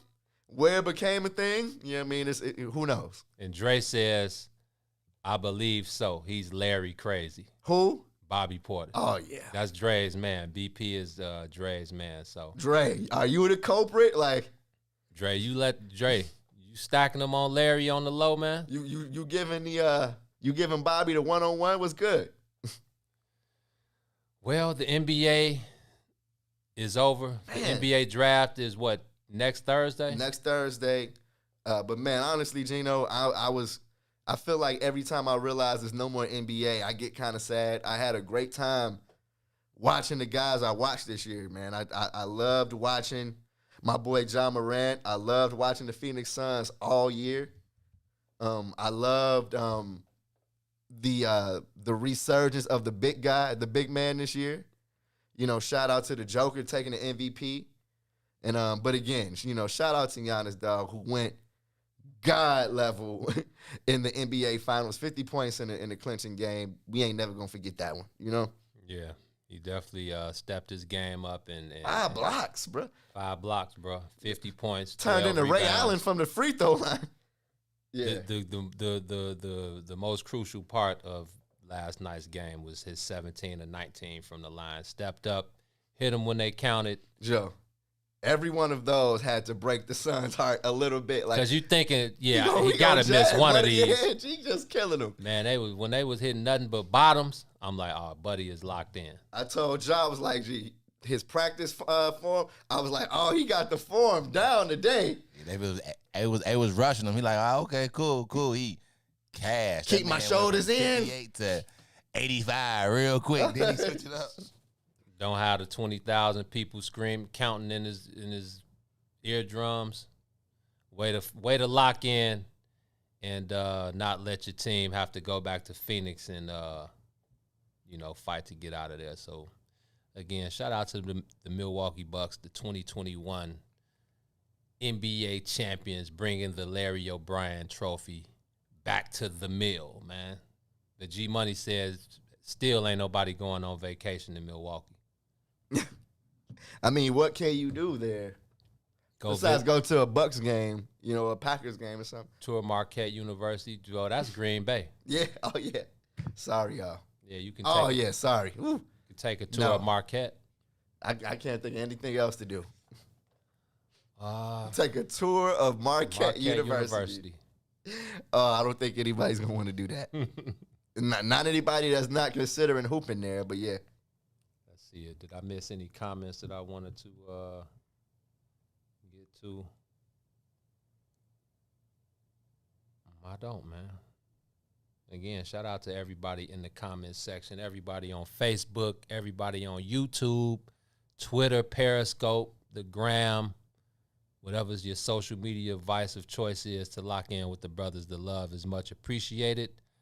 You in the building? The Sox still here, or what's going on the south side? Sox are in the middle of killing the Minnesota Twins right now. Not right now. They got a night game tonight. First pitch at 7. But they took 2 out of 3 from the Astros. Right now they had a doubleheader on Monday where they split, and then they came back and beat the Twins yesterday 9-5 after being down. Okay. So there's 17 games up on the Twins in their division. I said on the last Diamond Talk Live that the division is almost wrapped up. They're like 12 games up on the Indians now. Wow. And I'm who are in second place. And I started to wonder, like, can we look at home field advantage throughout the AL playoffs? I feel like the goals are shifting for the guys right now. What is the trade deadline move? Is it a right-hand reliever for the pen? What's the move for the White Sox? They may need a couple moves for the Pens, you know? I mean, if it's been anything that's been in bad shape, it's been that bullpen. The bullpen, you know what I mean? Ryan Berg got beat up last night, but it was the bats that saved him. The game before, Michael Kopech got used up before the doubleheader, so you bring in Matt Foster, which is his first time. It was his first appearance off of the DL, 60 days, and got knocked around a little bit, you know what I mean? And you bring in Cody Hare, he gets knocked around a little bit. Right now it's kind of scary because the only trusted arms that you have in the bullpen, it feels like, are Michael Kopech and Liam Hendricks. Yeah, so I think definitely if like you said, you would know better than me, but I think at least one righty. And they tried to bring Ronaldo Lopez up as like a long relief guy, and no. You know what I mean? Like, he, unfortunately, I feel like you've seen everything you're going to see from him. We may not see him again. But totally, Gino. Like, you may need more than one, but you absolutely need one. You know? But when it comes to bats, you got Eloy right around the corner. You got Luis, who's going to be playing his first rehab assignment today in Winston-Salem. What's that? Is that A-ball? That's A-ball. Okay. And good start. It's he won't be there for long. Right. If he's on the same trajectory as Eloy, I feel like both of them will be up around the same time. Yeah, but do it slowly. Ramp them up. Definitely. And do it slowly. You know what kind of like pissed me off yesterday, Gino? This man Eloy. Did you see he made a diving catch in the middle of the AAA game? Why does he have why is his glove? Why are they still allowing him to bring a glove to the ballpark, bro? I don't understand it. But even more than that, I don't understand why Eloy is diving in a meaningless game after missing all of that time. It's like, when are you gonna understand, my boy? So they had to have this talk with him, right? They had, like, they did. I mean, that they ran it down his face. Like, we really don't want you in left. We really only want you to hit. That's cool with us. But we're going to put you in left just so if you have to play left in the show for a little bit, it won't be out of anywhere. You know what I mean? But this is something that me and you talked about a couple weeks ago. It's about him realizing it's not about you, bro. Man, it's about your team, and you have to become selfless and realize that you're hurting your team. You've hurt your team already by not being there for almost 3/4 of the season. Petty attempt at a catch that you had no chance at in the game, in the last day of the spring training. That meant absolutely, positively nothing. It was the same thing last night, and of course he laid on the ground. He did the typical Eloy thing where he like snow angel. And it's like, gee, are you hurt? Like, you can't do this anymore. Like, you mean too much. You cannot do this anymore. We don't need you to be busting web gems out here. And now I feel like your hand is forced. Like, now I really have to never let you see your glove again. Like, you're a DH. And if we'll worry about you doing anything else if we get to the World Series, fam. Like, you know what I mean? It's like Eloy has to get smarter out there, Joe. And it kind of blew me that he did that in a meaningless AAA game. I'm like, bro, let that mug get a hit. I'm like, let that ball drop. Right. Like, no. And of course, he landed all on the shoulder he had surgery on. I'm like, just not smart. It just gets to a point where it's not smart. But he's okay. He should be up soon. And if him and Luis can provide anything, I don't want to. I feel like fans are forgetting the fact that it's going to take them some time to adjust. But I feel like if you get them in there in the first couple of weeks of August, you have ample time. You know what I mean, I feel like that's all the time in the world for them to be ready by the playoffs. So, Rick Hahn, you know what I mean, I feel like you got a executive of the year candidate that's back there, stirring the pot. So I expect them to get another arm. I wouldn't be surprised if they bring another infielder over. You know what I mean? And it's not a lot of infielders available, that will be more than a rental. But I still feel like it's a couple of areas that I'm expecting Rick Hahn to touch on that's going to, this team will be ready for the playoffs. I don't think they'll have the holes that they have now. But at the same time, you still gotta absolutely adore what the starting rotation is doing. Lucas Giolito came out and had his best outing of the year versus the Houston Astros. Carlos Rodon came out and I don't know what this man is doing behind the scenes, but man, he's pitching his butt off. Gotta check his P, man. The man is slinging it right now. 99 in the 6th and 7th inning, bro. He's hitting 3 digits. But Lance Lynn, who just got a contract extension for 2 years. He'll be here for until 2022. 2 years, 38. 2023, yes. 2 years, 38 mil. Smart move. Brilliant move. I mean, he's a White Sox. Is it about trying to shore up the last bit of your career, trying to become a winner, or is it about trying to eke out an extra $2 to $3, $4, $5 million on your contract? I think it's a little of both, but I think it's more about, from the White Sox perspective, you kind of draw a line of you set a standard. I mean, like Lance Lynn is the standard for your pitching staff, and I feel like you're going to be cutting under him. Like Dallas Keuchel, we may not. We'll see how it goes after this year. What his role will be after this year. You know what I mean? But then you talk about Michael Kopech being right there.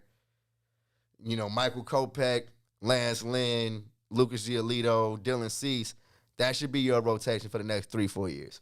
But when you look at Lance Lynn, a guy who's probably going to be in the running for the AL Cy Young, his bag could have been a little bit more than 20 M's a year. So I feel like what you said is true, but also about just shoring up. This is a White Sox team who could be exactly. You're looking at the bigger picture, and being able to secure a spot when you got Eloy, Luis, Tim. You still got Jose and the core guys that'll be here for the next few years. To try to build on that. So that was a good move by Lance Lynn to show some loyalty 100% to the White Sox. So that was good to see. It's a Rick Hahn move again, bro.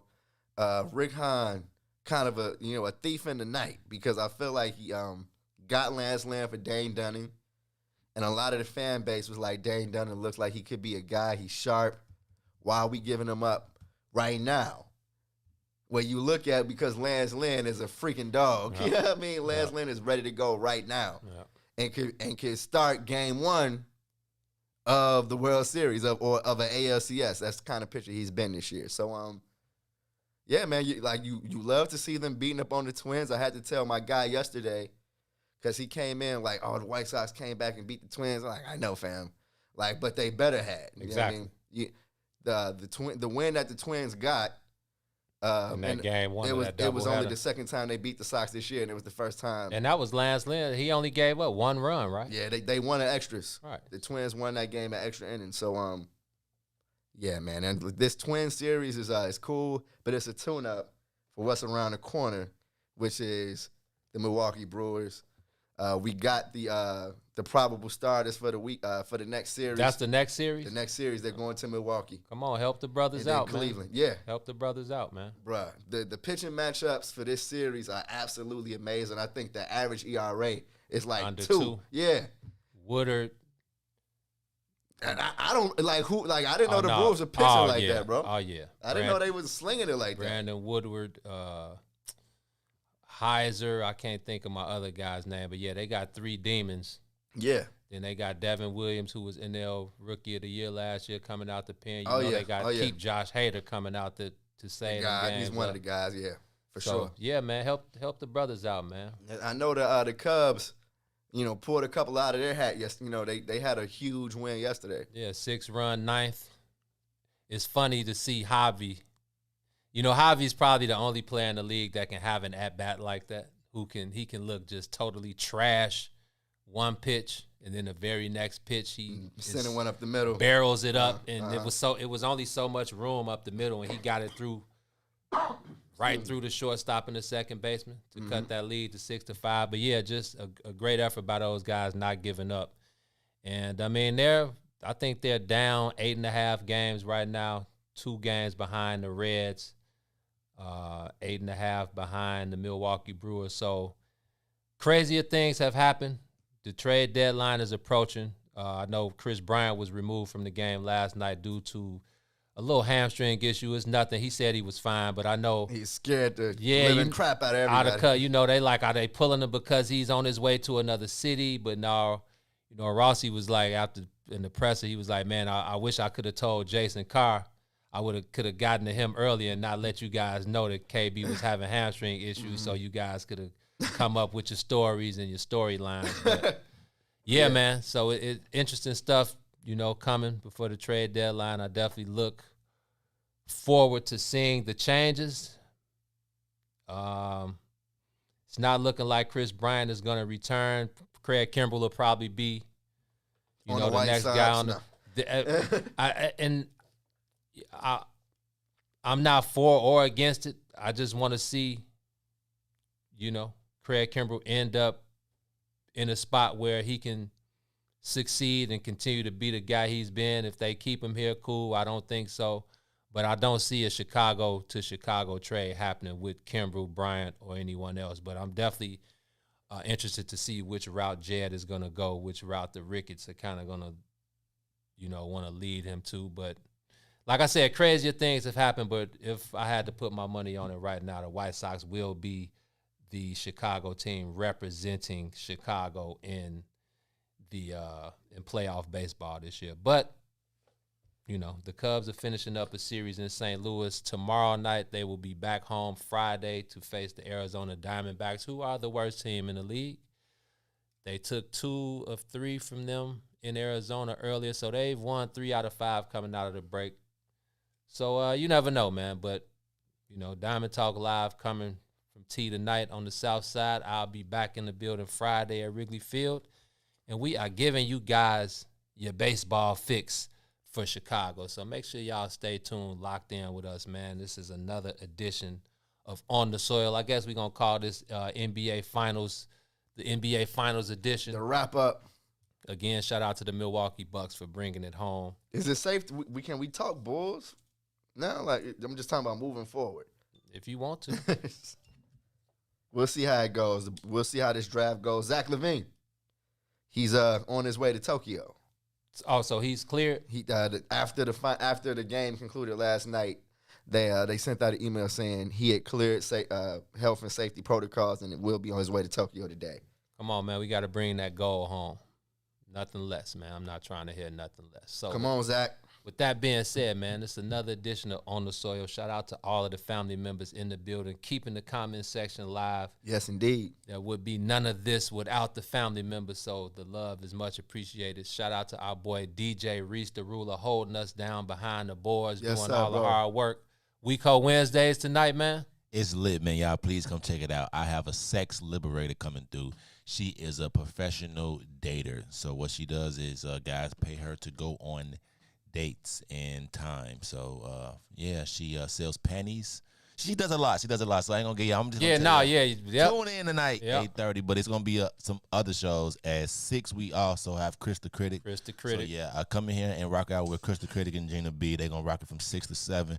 From 7 to 8:30, we got In the Zone with my boy. So yeah, I definitely Brian Foster. So definitely come out here and check it. And then it'll be me, Reach the Ruler with Toy and a special guest, Elaine Gordon. We will be here. She's a sex liberator, okay? Sex liberator. Sex liberator, okay?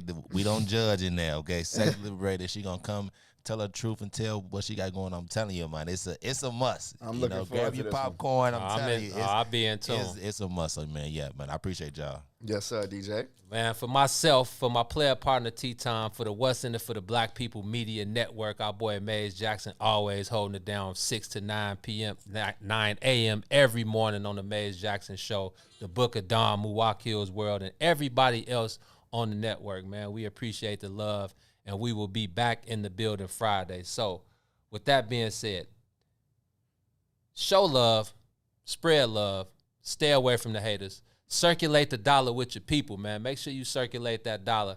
And oh, yeah, shout out to Jeff Bezos, man.